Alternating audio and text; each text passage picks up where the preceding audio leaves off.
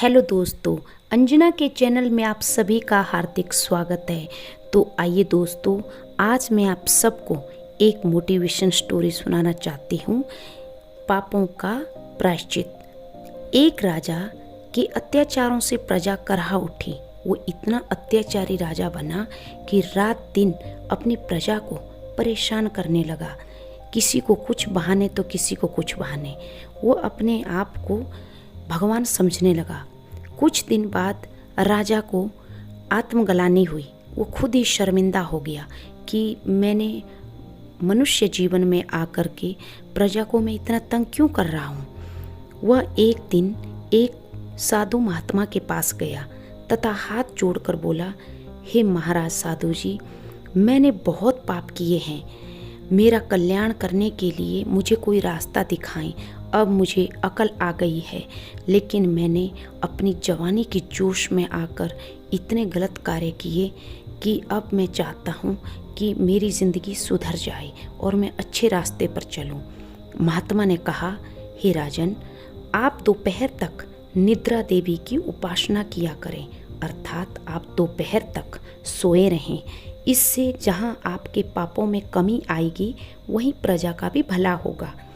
राजा को यह सुनकर बड़ा आश्चर्य हुआ कि महात्मा जागने के बजाय सोने के लिए क्यों कह रहे हैं। उसने कहा कि हे महात्मा, इतनी देर तक सोने से मेरा तथा मेरी प्रजा का कल्याण कैसे होगा, कैसे हमारा उद्धार हो सकता है। इस पर महात्मा बोले कि सुनो राजन, तुम जागते हुए प्रजा पर अत्याचार करते हो।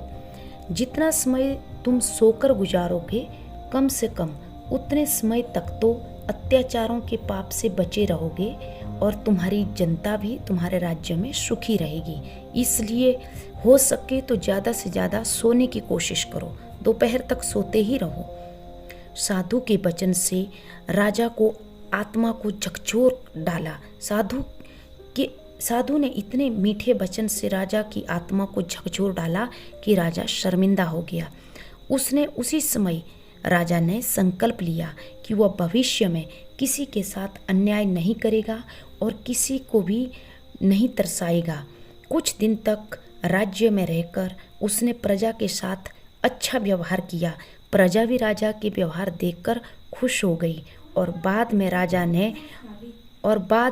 ने अपने पापों का प्रायश्चित करने के लिए अपने बेटे को राजा बनाया और राजपाट छोड़कर वन को प्रस्थान किया और हरि भक्ति में लगन लगाने लगा।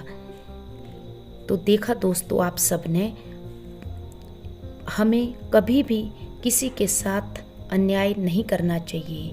Thank you.